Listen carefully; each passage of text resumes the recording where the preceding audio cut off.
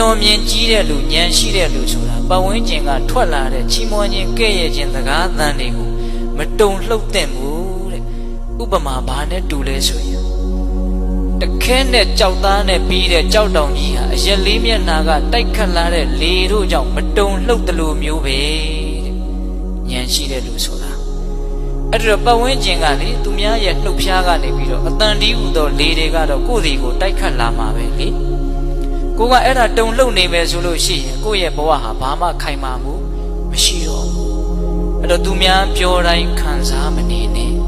ခံစားနေရင်ကိုယ်မှာဒေါသဖြစ်တဲ့အချိန်ကုန်တယ်ဘာအကျိုးမှမရှိမခံစားဖို့ရာကလည်းကိုကနှလုံးသွင်းမှန်ဖို့လိုသေးတယ်ဘယ်လိုနှလုံးသွင်းရမှာလဲဆိုတော့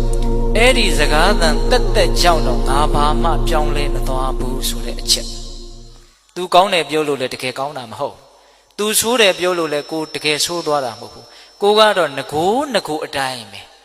သူထင်တာသူ့အထင်ပဲလေသူပြောတာသူ့အပြောပဲလေဟုတ်လားတချို့ဓာကိုသဘောမပေါက်တော့ကဲ့ရဲ့တန်ကိုမခံနိုင်လို့ရှက်လွန်းလို့ဘဝကိုအဆုံးစီရင်သွားတဲ့လူတွေတောင်ရှိတယ်ဟုတ်လားချီးမွမ်းတန်တွေကိုမခံနိုင်လို့အောက်ခြေတွေလော့ပြီးတော့တဲဟုတ်တဲ့ငါပဲဆိုပြီးတော့မတူမတန်တယ်လို့ပတ်ဝန်းကျင်ကိုဆက်သန်သည့်အထိမိုက်မဲတဲ့လူတွေရှိတယ်ချီးမွမ်းခြင်းကဲ့ရဲ့ခြင်းလေပြင်းကြားမှာမရှုမလားကြဆုံးသွားတာဟုတ်လားဒါကြောင့်ဘေးကဘာပြောဒါလေးနဲ့ပတ်သက်ပြီးတော့အတူယူစရာအားကျစရာလေးဦးဇင်းတို့ပြောပြခြင်းတယ်မြတ်စွာဘုရားလက်ထက်ကယဟန်တော်လေးတစ်ပါးတောရဆောက်တည်ပြီးတော့တောအုပ်ရဲ့တနေရာမှာသင်္ကန်းကျောင်းလေးဆောက်ပြီးတော့ရွာနဲ့မနီးမဝေးတည်င်းသုံးပြီးတော့နေတာထူးခြားတာကဘာလဲဆိုတော့အဲ့ဒီရွာကအိမ်တအိမ်ကဒကာဒကမတွေနဲ့အဲ့ဒီယဟန်တော်လေးကအင်မတန်ရင်းနှီးတယ်အင်မတန်ခင်တယ်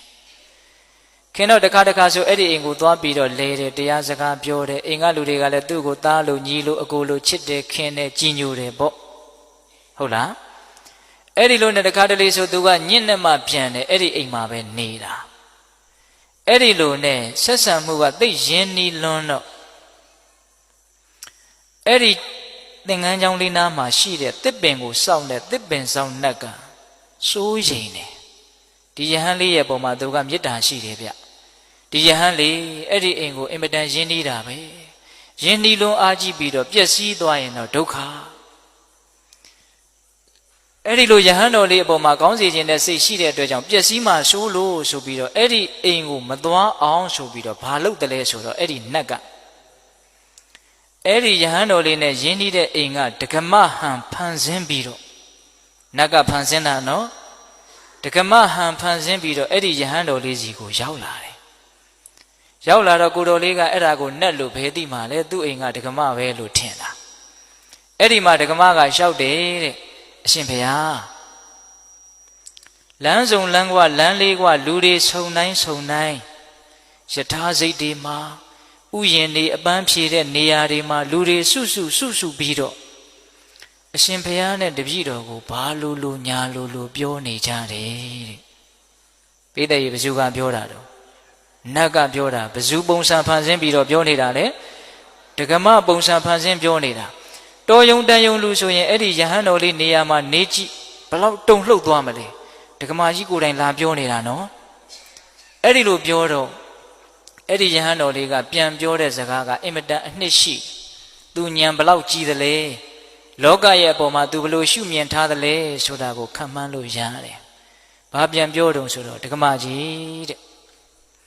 ကိုယ့်ရဲ့နားတွေကိုပတ်ဝန်းကျင်ကစကားသံတွေဆိုတာအမျိုးစုံနေအောင်ရောက်လာနိုင်တာပဲတဲ့အဲ့ဒါကိုတားလို့စီးလို့မရပါဘူးတဲ့သူများပါဇက်ပေါက်တွေဘလို့လို့လိုက်ပိတ်မှာလဲဒကမာကြီးတွေအဲ့ဒီစကားသံတွေနဲ့ပတ်သက်ပြီးတော့တားလို့စီးလို့မရပါဘူးတဲ့သူဆက်ပြောတာလေးကသိစိတ်ဝင်စားစရာကောင်းတယ်ဒေနာထိုစကားကြောင့်မင်ခုမျက်နှာမသားမရသည်မှာဟုတ်တတ်ပါမဖြစ်ထိုက်ပါဘူးပတ်ဝန်းကျင်ကစကားသံတွေကြောင့်မျက်နှာမသားမရမဖြစ်ထိုက်ဘူးတဲ့နော်ဘာဆက်ပြောတော့ဒေနာဟိထိုစကားသံတို့ကြောင့်ဒေနာထိုစကားသံတို့ကြောင့်အဟံငါသည်အဲ့ဒီစကားသံတွေကြောင့်ငါဟာဘာမှယုံညံ့သွားတဲ့ပုဂ္ဂိုလ်တယောက်ဖြစ်မသွားဘူးစ စကားသံတွေကြောင့်သူဘာမှယုံညံ့တဲ့လူတယောက်ဖြစ်မသွားဘူးစောစောကဥသိမ်းပြောခဲ့တဲ့အဓိပ္ပာယ်ပေါ့နော်စကားသံတွေကြောင့်တော့ကိုဟာယုံညံ့တဲ့လူဖြစ်မသွားဘူးပင်ကိုယ်ကကောင်းရင်ကောင်းမှာပဲပေါ့ဟုတ်လားအဲ့ဒီလိုယဟန်တော်လေးကပြောပြီးတော့တောထဲမှာမိဂဝါဒဆိုပြီးတော့လူတွေကိုအင်မတန်ကြောက်တဲ့သမင်ဟာအစာရှာစားရင်းနဲ့ချက်ခနဲ့ကြားတိုင်းခေါင်းထောင်ကြည့်ချက်ခနဲ့ကြားတိုင်းခေါင်းထောင်ကြည့်အတန်နဲ့ပတ်သက်ပြီးတော့အဲ့ဒါလောက်တုံလှုပ်နေရင်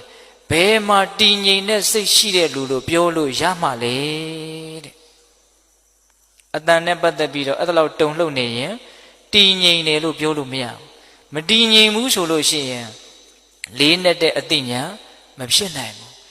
ပတ်ဝန်းကျင်ကစကားသံတွေကိုအမြဲတမ်းခံစားနေမယ်ဆိုရင်အသိဉာဏ်တူရဖို့အတွက်အနှောင့်အယှက်ဖြစ်တယ်ဗျ